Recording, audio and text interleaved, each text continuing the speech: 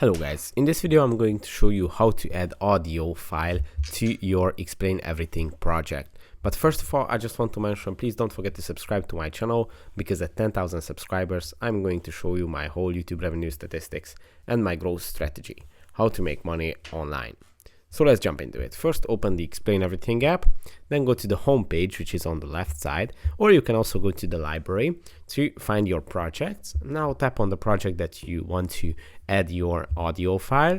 And to add an audio file, you just have to go to the toolbar on the left side of the screen, and on the top of the toolbar, you should see these Insert New Items tab, where you can go to the top of the screen and you can see that audio is the last one on the list, and you should tap on it.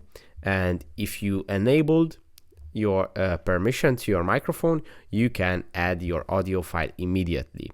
If you didn't, you just have to go to the settings, which pops up right here as I showed you. I show you again, and go to change access settings and allow to Explain Everything to access your audio files, and then you can add them to your project. That's pretty much it for this video. I hope it was interesting for you. If it was, please consider subscribing, and see you in the next one. Bye bye.